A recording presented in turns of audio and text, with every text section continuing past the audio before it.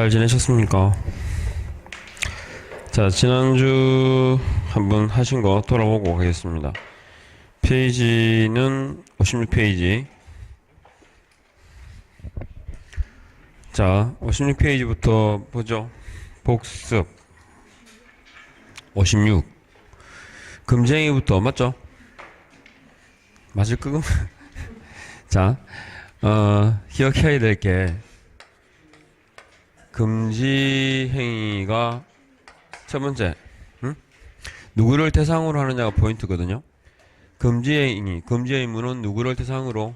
개업 공인중개사 등을 대상으로 합니다. 등은 이제 소속 공인중개사라든지 중개보조원이겠죠. 이렇게 일단 금지 행위를 반하게 되면 개업 공인중개사는 제재가 그 등록을 말할 수 있다, 취소할 수 있다. 네, 상대적 등록 취소입니다. 그리고 소속 공인중개사 그럼 뭐 기억나시죠? 그죠? 그냥 자격 정지입니다. 자격 정지. 그리고 중개보조원 그러면요, 행정처분 X, 과태료 X 그랬죠. 그래서 중개보조원은 행정처분의 대상이 될 수 없다. 그런데 중개보조원의 업무상 행위는 누구다? 개공의 행위로 본다 그랬죠. 그래서 개업 공인중개사의 등록을 취소할 수 있습니다. 중개보조원은 어떠한 경우에도 행정처분 대상이 될 수 없다 이렇게. 그리고 등 고용인 중개업에 종사하는 자에게 주어지는 의무이기 때문에 일반인이라든지 그 다음에 중개의뢰인이 일단 행위를 했을 때 금지 의무를 부과한다 안 한다? 안 한다. 제재가 없습니다. 두 번째 이제 종류인데, 종류는 금지 행위의 종류는 1대 1에 해당되는 경우와 3대 3에 해당되는 경우 두 개 있죠. 1대 1이 매무복거 해가지고 4개, 3대 3이 관직상투 이렇게, 관직상투 4개. 이렇게 일단은 가장 기본적인 게 다음 중 금지 행위 가운데 성격이 다른 것은 이렇게 묻거든요. 그러니까 1대 1인지 3대 3인지 구분하는 거 자체가 하나. 그 다음에 세 번째 이제 구체적으로 들어가 보면 여기 금지에서 매이점에 매는 금지가 될 때 일단은 뭐 있어? 세 가지 요소입니다. 첫 번째, 중개 대상 물일 것. 중개상물이 아니면 논할 필요가 없죠. 중개상물이니까 금지다 아니다를 생각하는 거고, 중개대상물에 대해서는 매매할 수 있다 없다? 매매할 수 있다. 근데 매매를 업으로 해서는 안 된다. 그래서 이 세 가지가 금지입니다.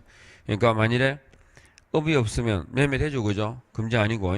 그 다음에 매매 대신에 임대차가 들어가면요, 금지 아닙니다. 임대. 그리고 중개상물이 아니라면 뭐 상관할 필요가 없고 해서 세 가지 요소가 결합되었을 때 그때가 금지다.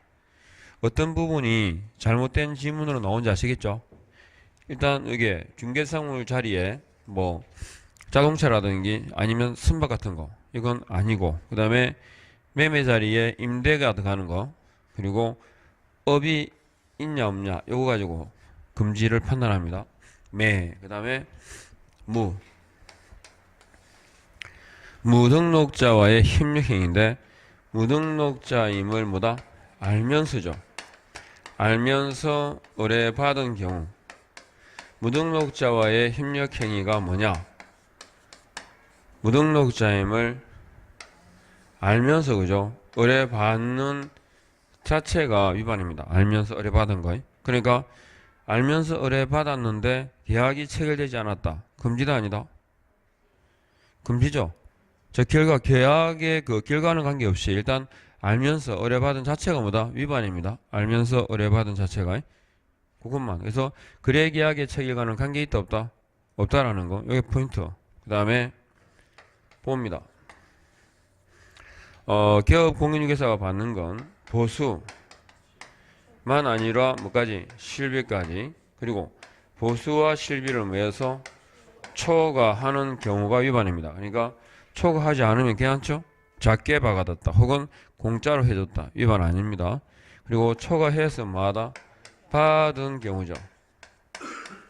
초과해서 받은 경우를 말합니다. 그러니까 초과해서 받기로 약속했다거나 혹은 요구를 하는 것만으로는 처벌할 수 있다 없다.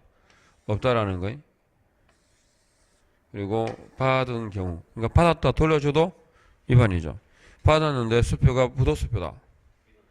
위반입니다. 그리고 지금 여기 보면 금지행위는 단속 규정이거든요. 그러니까 위반에 대한 효력 자체는 그죠? 계약에 대한 효력은 영향이 없습니다. 근데 보수에 관한 규정은 강행 규정입니다.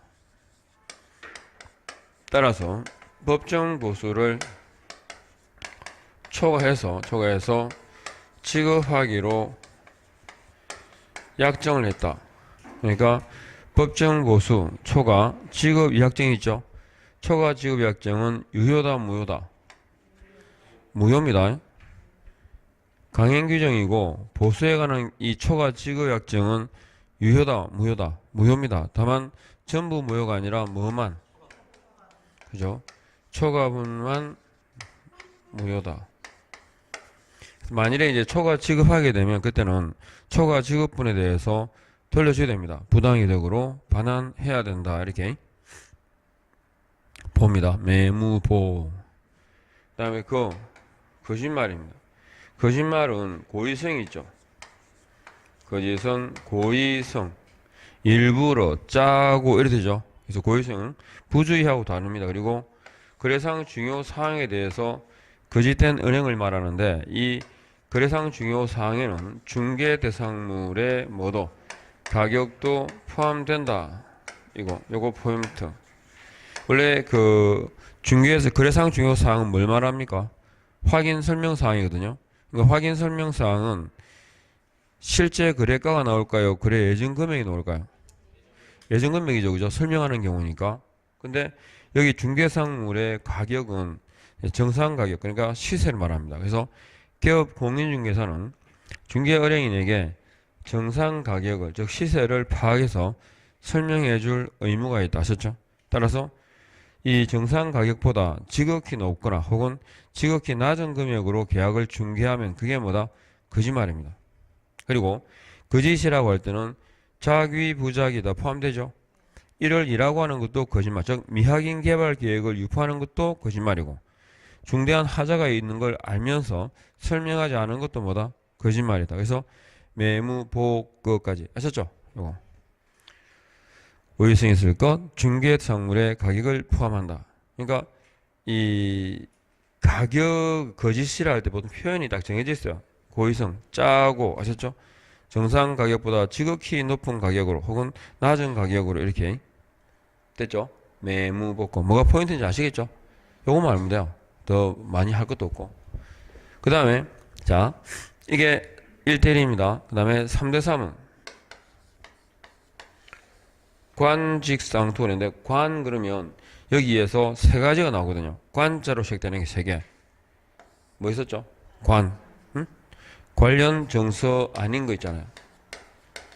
관련 정서가 많아요. 관련 정서 아닌 것 이렇게. 관련 정서에 해당하지 않는 게 뭐 있더라? 그죠? 분양권 또. 그렇죠. 두 개 알면 돼. 그래서 이때 나오는 이 관자입니다. 관. 아시죠? 관. 그 다음에 또 관자가 관여하지 마라 그랬죠. 개업 공인중개사 등은 관여하지 마라. 관여하지 마라가 무슨 말이었어요? 그죠? 매매를 업으로 하거나 뭐도 하지 마. 중개도 해서는 안 된다 하셨죠? 아무것도 하면 안 된다 이렇게. 그래서 관자입니다. 또 하나 관자가 관련 정서 소지자. 관련 정서를 소지한 자, 소지자의 거래 이렇게. 청약 통장 있잖아요. 청약 통장은 사고 팔면 돼, 안 돼요? 안 되죠. 근데 청약 통장을 사고 팔았어요. 그러면 공인중개사법에 금지로 처벌할 수 있을까 없을까? 처벌할 수 있다 없다. 관련 정서를 소지한 자가 거래했을 때 금지 행위 위반으로 제재를 받는다 받는다? 안 받습니다. 왜? 금지 의무를 부과하는 저기 대상이 누구죠? 개공 등이거든요. 저 주어가 일단 기본적으로 딱 첫 번째 포인트에 중요한 게, 그 다음에 두 번째가 종류 구분하는 거, 세 번째가 각각의 항목마다 그죠? 옳은 건지 틀린 건지 찾아내는 거. 됐습니까? 관자 그럼 딱 3개 기억나야 됩니다. 관. 하도 오랜만에 와가지고 모를 건데 아무것도. 자, 관. 그 다음에 갑니다. 직접 거래는 개념이 중요합니다. 뭐가 직접 거래냐 하는 거죠. 자, 직접 거래는 개업 공인중개사가 거래 당사자 일방이죠. 그 상대방이 누구다? 상대방이 자신의 중개 의뢰인입니다. 그러니까 직접 거래의 개념은 의뢰인이라는 표현이 꼭 들어가야 됩니다. 그러니까 봐봐요. 개업 공인중개사가 자신이 소유할 목적으로 주택을 직접 매입한 경우 이렇게 나왔어요. 금지입니까 아닙니까? 개업 공인중개사가 자신이 소유할 목적으로 주택을 직접 매입한 경우 이렇게 나왔어요. 직접 금지다 아니다. 이까 아니까? 청춘 딴 생각했자. 딴 생각. 이게 위반이 아니야. 위반 찍었는데 맞았는데. 그 직접이란 말이 들어간다고 직접 거래는 안 해요. 지금 개업 공유사가 자신이 소유할 목적으로 주택을 직접 매입했잖아, 그죠? 직접 매입했는데 문제는 직접 매입한 그 상대방이 자신의 의뢰인이면 직접 그래요. 근데 집을 팔겠다는 사람을 알았잖아, 자기가. 그죠? 그래서 내가 직접 사겠다. 내가 지금 소장인데 어디 중개사무소 하고 있는데 그 집을 내가 직접 사고 싶어 라고 얘기했을 때 살 수 있을까 없을까? 있어요. 그죠? 그냥 이거는 소장으로서 거래하는 게 아니라 누구? 예, 개인으로서 그냥 당사자가 되는 거예요. 그죠? 그런 경우는 상관이 없어요. 그러니까 지문에 직접이란 말이 중요한 게 아니고 의뢰나 의뢰인이라는 표현이 꼭 들어갑니다. 그죠? 그러니까 그럼 의뢰인은 누구냐 하면 대상물의 소유자 있죠? 그리고 대리인 있죠? 사무처리 위탁을 받은 수임인까지도. 그래서 소유자, 대리인, 수임인까지 아셨죠? 이게 직접 거래입니다. 거래. 근데 거래를 하지 말라는 얘기인데 그러면 거래하면 어떻게 될까요? 금지행위죠? 그럼 이 거래는 유효일까 무효일까? 금지 행위를 통해서 체결된 거래 계약의 효력을 부정하지 않습니다. 그러니까 이 거래는 유효다 무효다? 유효입니다. 그러니까 계약은 유효잖아요. 그죠? 그러니까 이게 정보적인 측면에서 위에 있는 개공이 당사자가 되면 팔러 갔을 때 그죠? 시세보다 더 줄 리는 없죠. 혹은 또 시세보다 비싸게 그죠? 싸게 팔 리는 없어요. 당사자 되면. 그래서 근데 문제는 시세보다 더 비싸게 샀어. 그래도 금지도 아니다. 금지입니다. 우체일이 안 맞았고 그죠? 둘 중에 확률은 반반인데 중요한 건 금지 행위 해당 여부는 재산상의 손해 발생과는 관계가 없어요. 이해하겠죠? 제가 예를 든 게 뭐냐면 개발 제한 구역에 포함되어 있는 땅인데 그죠? 시세보다 더 비싸게 샀어요. 왜? 내년 상반기에 이게 해제될 거라는 정보를 나만 알아. 다른 사람 다 몰라요. 주변 소장도 몰라. 그러면 이걸 다시 의뢰인이 어쩐지 물어봐도 주변에 물어봐도 시세보다 자기가 비싸게 판다는 건 알 거 아닙니까?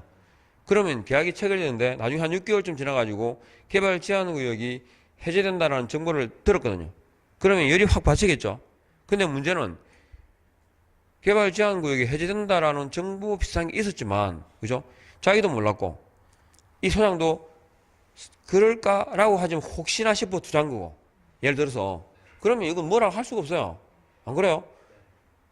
그럼 개발 제한 구역이 해제 안 되면 2만 원 더 주고 샀는데 그러면 그걸 갖다가 내가 책임져야 되는 거냐? 그건 아니잖아. 돌려줄 거냐? 맞죠? 그러니까 막상 이제 개발 제한 구역에서 해제되니까 돈 내놔라고 하는 건 말이 안 맞는 거지 이게. 그치? 그러니까 사법상의 계약의 효력을 부정하지 않고요. 그리고 재산상의 손해 발생과는 관계 있다 없다? 없다라는 거. 근데 개공이 고용인 명의로 계약을 체결해 준 게 있어요. 직접 거래도 아니다. 이건 직접 거래입니다. 그런데 개공이 배우자 있죠? 배우자 명의로 계약 체결해 준 게 있어요. 직접 거래도 아니다. 아닙니다. 요거. 그러니까 직접 거래의 개념과 고용인일 때 배우자 명의일 때 그 정도만 구분을 해 두시면 됩니다. 이렇게 직입니다. 됐죠? 그 다음에 쌍방대리의 경우인데 그리고요 의뢰인이 개공이 그거 내가 살게 그러니까 중개 의뢰인이 그래 당신이 사라 라고 동의를 했어요. 돼, 안 돼? 중개 의뢰인이 이 직접 거래의 경우에서 동의를 했어요. 네가 사도 좋다. 우리 땅 좀 팔아줘. 그러니까 경영이 그거 땅 내가 살까 하니까 네가 사. 빨리 좀 처분해야 되니까. 그래도 돼, 안 돼? 안 돼요. 아셨죠? 금지입니다. 그러니까 의뢰인 동의와 관계없이 이 거래는 직접 거래가 됩니다. 또 쌍방대리도 직접 거래와 마찬가지로 둘 다 절대 금지입니다. 그러니까 지문에 가장 많이 나오는 게 이거거든요. 개업 공인중개사가 임대인 임차인으로부터 정권을 위임받아 계약 체결을 중개한 경우라고 나와요. 금지다 아니다? 금지입니다. 야, 그죠? 임대인 임차인 다 동의했잖아, 그죠? 그래도 안 됩니다. 절대 금지다. 그리고 쌍방 대리는 안 되지만 일방 대리는 될까 안 될까? 됩니다. 자, 여기까지 보시고 쌍. 그 다음에 투.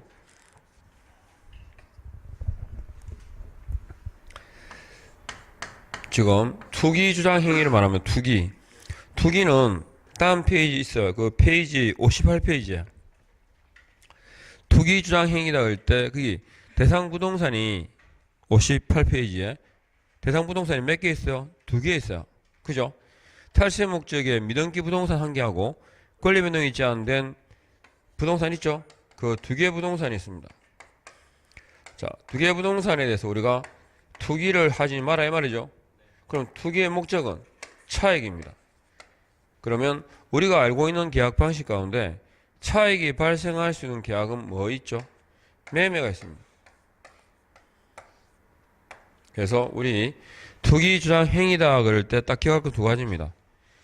계약 방식은 뭐다? 매매일 것. 그리고 차익에 발생하는 관계 있다 없다? 없다. 딱 2가지입니다. 그러니까 탈세 목적의 미등기 부동산에 대해서 매매계약 체결을 중개하였으나 차익이 전혀 발생하지 않은 경우라고 나오잖아요. 금지다 아니다? 금지입니다. 차익에 발생하는 관계없이 그 자체가 그죠? 금지입니다. 투기 조장 행위라는 게 됐죠? 딱 2개가 포인트. 자, 이렇게 하면 금지가 정리가 됩니다. 그 다음에 중개보수.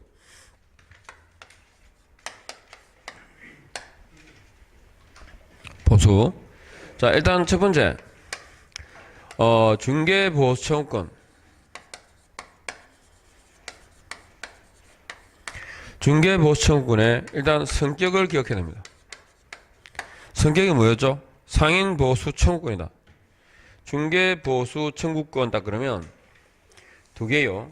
기억할 게 2가지인데, 일단 판례상에서 개업공인중개사를 뭐라 본다?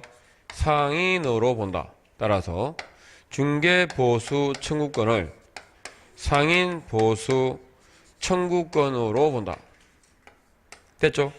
상인보수 청구권은 어떤 의미하고 이어집니까? 판례가 보수 지급에 관한 약정이 없어도 혹은 유상임을 명시하지 않아도 뭐만 되면 그래만 되면 중개보수를 받을 수 있다 없다? 있다라는 거예요. 요거 이게 판례하고 이어지거든요. 중개보수 청구권 됐죠?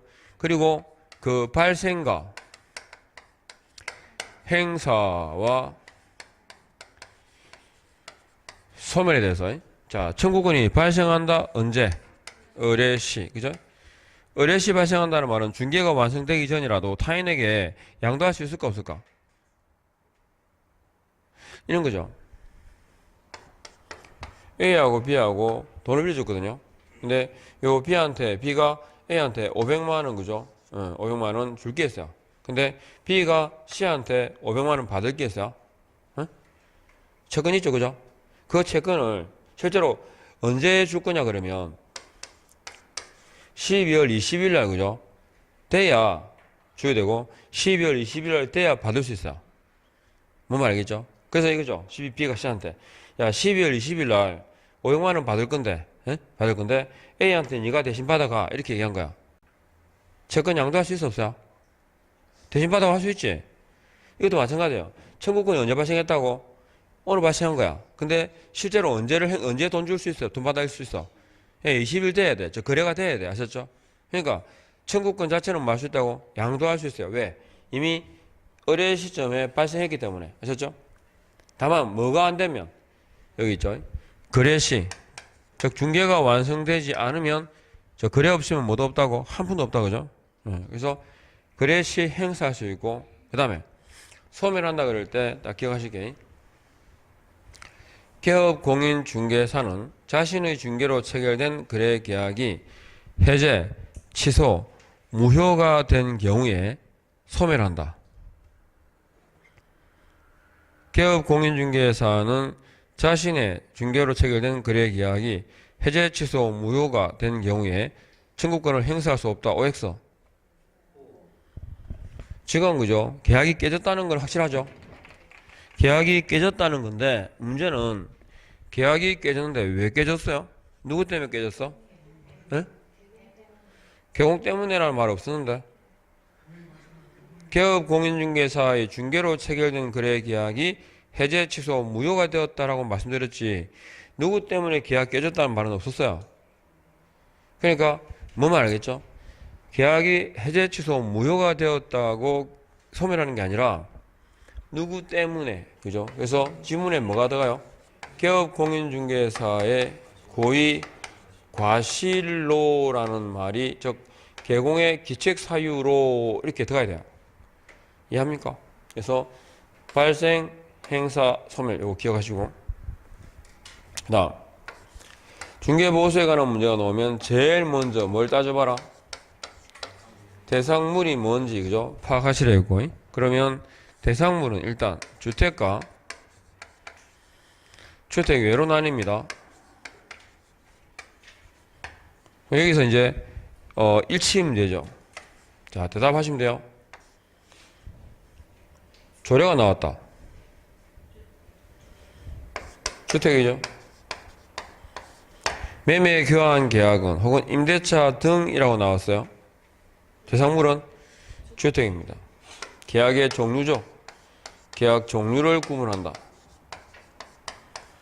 그 다음에 1,000분의 8이라는 요율이 나왔어요. 네, 이거 주택입니다. 임대차 계약의 경우의 요율이죠. 1,000분의 8. 그리고 한도액이라고 나왔어요. 주택입니다. 이렇게. 그리고 주택 외에다 그럴 때는 뭐하고? 주거용 오피랑 그 외로 나뉩니다. 주거용이잖아, 그죠?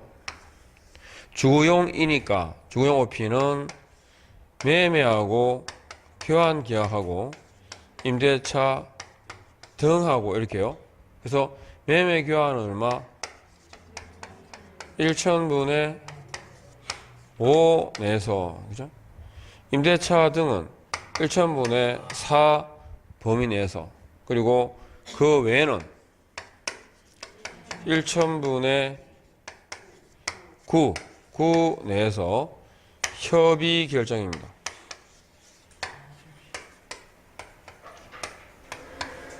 이렇게 1,000분의 9 범위 안에서 뭐로 정한다? 협의로 정한다. 그럼 협의로 정한다는 말은 얼마를 받을지 안다, 모른다? 모른다, 그죠? 그래서 중개보수 요율표에다가 최고 얼마까지 받겠다 상한 요율을 명시하도록 의무로 두고 있습니다. 그래서 상한 요율 명시 의무라든지 협의 결정이 나오면 대상물은 뭐다? 주택 외가 되겠죠. 하여튼 중개보수에 관한 문제가 나오면 제일 중요한 게 대상물입니다. 그래서 중개 대상물하고 그 다음에 보수의 범위 아시겠죠? 그 다음에 이제 기억할 게 세 번째 계산 문제입니다. 계산 기준. 중개보수 계산 기준이 나오는데 일단 제일 중요한 게 역시 마찬가지로 대상물이 뭔지를 따져봐야 됩니다. 그리고 대상물이 나오면 이제 기준 금액을 얼마로 할지, 그리고 기준 금액에 따른 요율을 찾아봐야 되고요. 그리고 주택이라면 한도액과 비교하겠죠. 그리고 마지막으로 이게 일반 보수인지 총액인지 따져봐야 됩니다. 그래서 일단은 뭐 계산할 때 몇 가지 기준이 있는데 첫 번째 대상물의 소재 있잖아요. 그죠? 이 대상물의 소재지하고 중개사무소의 소재지가 불일치합니다. 그럼 뭘 기준으로 할까요? 그죠? 이때는 사무소 관할 시도 조례에 따릅니다. 당연히 조례니까 대상물이 뭐겠어요? 주택을 말합니다. 그 다음에 두 번째, 법인 있잖아요. 그죠? 법인, 자, 분사무소 나오면 주어는 주어는 법인이, 분사무소 뒤에는 뭐가 따라오죠? 주어가 와야 됩니다. 그래서 법인의 주된 사무소와 분사무소가 일치하지 않으면, 그죠? 원래는 분 뒤에는 주어가 오죠. 그죠? 근데 이것만 예외입니다. 그래서 이건 분사무소 관할 뭐다? 역시 시도 조례를 따릅니다. 기준을 말 거냐 이거 아셔야 되고, 그 다음에 세 번째, 계산 문제가 나왔을 때 일단 교환 계약이죠.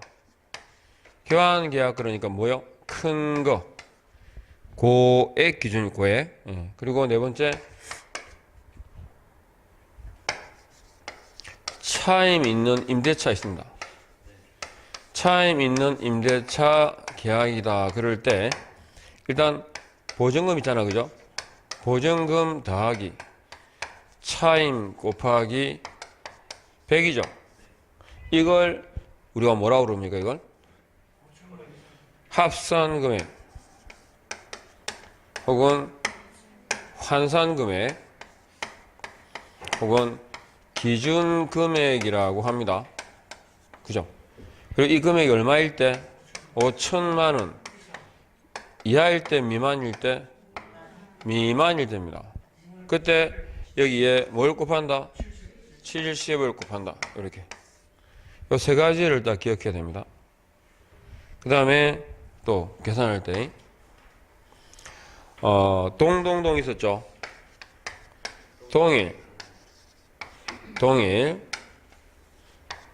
세 번 더 갑니다. 동일 대상물에 대해서 동일 당사자가 동일한 기회에 이렇게 될 때 이때는 뭘 받아라? 매매가를 기준으로. 그죠? 여기 등장인물이 몇 사람입니까요? 두 사람 아셨죠? 세 사람이 되면 다 봤습니다. 이건 민법상 점유계정이고 일단 기본적으로 등장인물이 몇 사람입니다? 두 사람입니다. 여기까지. 중개보수 딱 그러면 봐봐요. 중개보수 청구권에 대해서, 그 다음에 대상물 그 범위에 대해서, 중개보수의 범위, 주택일 때, 주택이 아닐 때, 그리고 계산 기준에서 답을 찾는 요거 요령 요거. 자, 이렇게 해서 기억하시면 돼요. 이게 최소한 기억해야 될 거. 알겠죠? 시험 칠 때까지 계속 할까 이거. 그러니까 이게 핵심이고 그 외적인 것들은 뭐 살을 붙여간다 이렇게 생각하시면 돼요. 자, 오수까지. 자, 그 다음에 가시오. 어디 가냐? 그러니까 뒤에 보면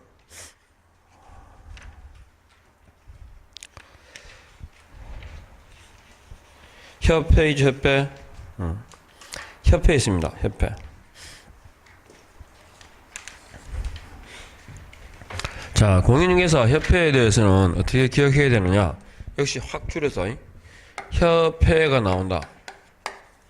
일단 첫 번째, 협회를 설립하는 주체가 주체가 교공입니다. 기업 공인중개사입니다. 그러니까 공인중개사가 아니고 뭐라고? 기업 공인중개사가 설립해야 될까요? 설립할 수 있을까요? 이미 설립입니다. 가입해야 될까요? 가입할 수 있을까요? 이미 가입입니다. 협회는 영리, 비영리? 비영리입니다. 사단법인, 재단법인? 사단법인입니다. 비영리, 사단법인, 사법인이다. 까지. 이러면 협회에, 그죠? 성격이 딱 정리돼요. 그리고 협회에, 자, 주로 나오는 게 설립 절차입니다. 협회 설립 절차 자주 나오죠. 첫 번째 뭐 할까요? 정관 작성. 그죠? 정관을 작성해라. 두 번째, 창립총회를 개최합니다. 자, 정관 작성 시에 발기인수가 몇 명? 300명 이상이, 그죠? 그 다음에 창립총회는 회원 600명 이상이 출석해야 되고, 과반수 찬성으로 오기로 합니다. 그러니까 최소한 몇 명 이상이 동일해야 돼요. 301명이죠. 그 다음에 국토교통부 장관의 설립 인가를 받고 주된 사무소 소재지에서 설립 등기를 함으로써 협회가 뭐한다? 성립한다. 그러니까 순서가 이렇게 되는데 협회가 성립하는 때가 언제입니까? 주된 사무소 소재지에서 설립 등기함으로씁니다. 그래서 일단 요거 승격하고 절차하고 그 다음에 세 번째, 자 협회 조직으로 합니다. 금방 여기 보셨지만 협회의 그죠? 주된 사무소는 꼭 있어야죠. 설립 등기하는 때가 어디라고? 등기하는 때가 주된 사무소 소재지입니다. 그래서 협회의 조직, 그러니까 주된 사무소가 있을 거고 지부지회가 있습니다. 주된 사무소는 어디에 두느냐라는 규정이 없습니다. 일단 근데 지부는 어디 있어요? 시도에 둡니다. 지회는요 시군구에, 그리고 지부지회를 설치하는 근거는요 정관입니다. 공인계사법상 규정에 따른 조직이 아닙니다. 그죠? 정관이 정하는 바에 따라 지부지회는 둔다, 둘 수 있다. 둘 수 있다. 그죠? 다만 지부를 설치하게 되면 누구한테 신고하죠? 시도지사에게. 지회를 두게 되면 등록관청에 신고합니다. 그러면 이 주된 사무소 지부지회에 대한 감독권은 누구한테 있을까요? 국장에게. 이게 협회니까 협회에 대한 감독권자 누구라고요? 국장입니다. 지부지회에 신고관청하고 감독관청하고 헷갈리시면 안 돼요. 아셨죠? 설치할 때 시도지사에게 신고하지만 지부에 대한 감독권은 국장에게 있습니다. 됐죠? 이렇게. 그리고 네 번째, 협회 업무가 나오는데 업무는 고위 업무하고 수탁 업무가 있습니다. 고위 업무 그럴 때 핵심이 부동산 정보 제공업 있죠? 부동산 정보 제공업입니다. 부동산 정보 제공업이 뭐죠? 정보망입니다. 정보망. 그죠? 그리고 공제 사업입니다. 이렇게요. 부동산 정보 제공업과 공제 사업입니다. 핵심이. 수탁 업무다 그러니까 교육하고 뭐하고 시험하고. 서적하듯이 자꾸 보면 돼. 보시면 되고. 아셨죠? 그리고 이제 여기 공제 사업이 이제 이렇게 나와요. 자, 공제 사업이 나오고 공제 사업을 운영하기 위한 근거가 뭐냐면 공제 규정입니다. 이렇게 딱 말을 전체 내용 막 복잡해야지 기억해야 되잖아요. 그죠? 그러니까 풀어가는 방식을 줘봐요. 공제 사업 나왔죠? 네, 공제 사업에 대해 자, 공제 규정이 있습니다. 공제 규정을 정하는데 공제 규정은 국토교통부 국장 사전 승인 대상입니다. 그러면 공제 규정의 핵심이 여러 가지 있는데 그 중에 핵심이 뭐냐면 책임준비금입니다. 책임준비금 딱 넣으면 기가질 건 두 가지. 책임준비금의 적립비율하고 그 다음에 책임준비금의 전용을 말합니다. 책임준비금의 적립, 그러니까 적립비율. 이건 책임준비금. 자, 공제사업의 교재도 보니까 63페이지 있죠? 63페이지에 공제사업 있어요? 거기에 3번에 보니까 공제규정 누구?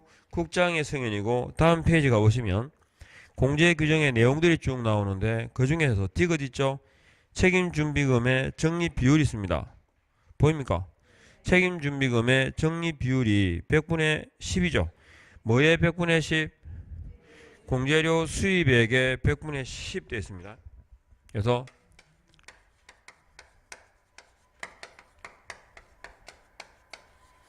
수입액의 10% 되어 있고 책임준비금 전용 밑에 보입니까? 다른 용도로 사용하고자 하는 경우 있죠. 이때 누구의 승인? 국장 사전 승인을 요한다까지. 그리고 공제사업에 있어서 운용 실적이 있습니다. 운용 실적 딱 나오면 기억하실 세 가지입니다. 언제 누구에게 어떻게 이거든요. 자, 언제입니까? 여기 매 회계연도 종료 후 몇 월? 3월 이내에, 그죠? 자, 거기는 없는데 그러면 운용 실적을 공시해야 되거든요. 누구한테? 공제 계약자에게입니다. 개공이 아니고 공제 계약자에게 어떻게 하라 돼 있죠? 그게 공시하고입니까? 하거나입니까? 하고 게시해야 된다. 그죠? 공시하고 게시할 것. 공제 계약자에게 매회 종료 후 매달 3월 이내에 이렇게 운용 실적 딱 그러면 머릿속에서 항상 생각하실 때 언제 누구에게 어떻게 아셨죠? 그 다음에 공제 사업에 대한 감독 등을 위해서 자 뭐가 나오느냐 운영위원회가 나옵니다. 운영위원회 딱 그러면 딴 거 딱 접어도 입에 딱 붙여낼게. 운영위원회는 심의 감독 그 다음에 어디에 협회 그리고 둔다까지.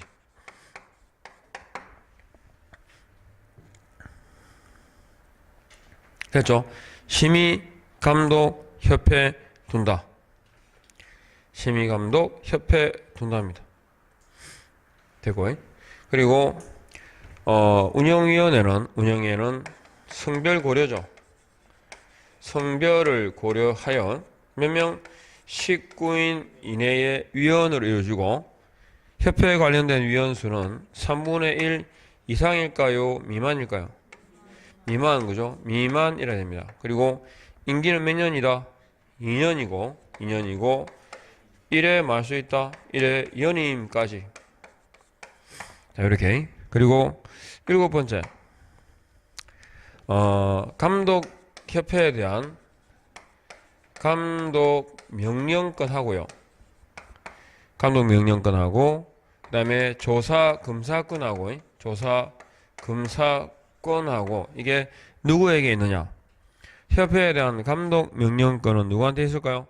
국토교통부 장관에게 있습니다. 그 다음에 공제사업에 대한 조사 검사권은요 금감원장에게 있습니다. 금감원 원장에게 있고 직권으로 요청입니다. 누구의 요청? 국장의 요청으로 이렇게 해서 여기까지 하면 협회가 최소한 뭐 기억해야 될 게 이 정도예요.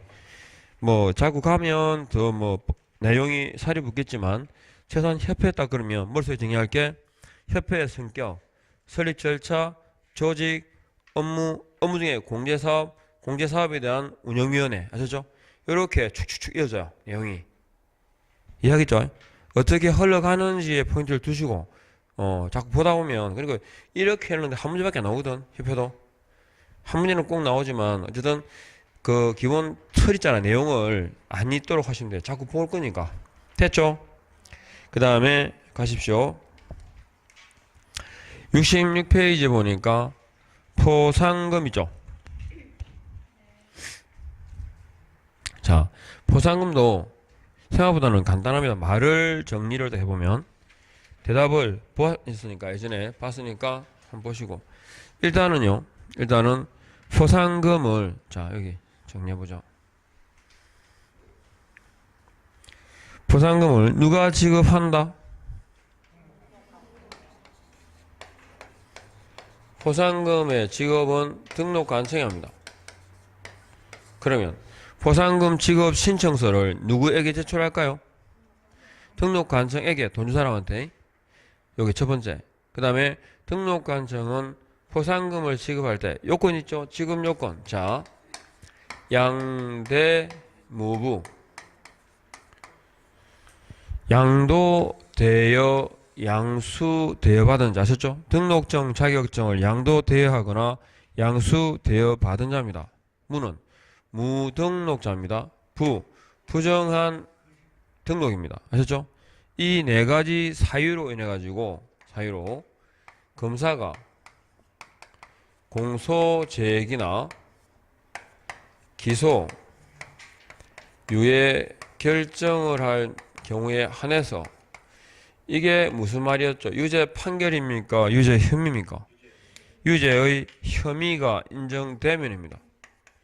유죄 혐의가 인정되면 이렇게 그때 포상금을 지급하는데 포상금 지급 신청서는 등록관청에게 제출한다 했죠.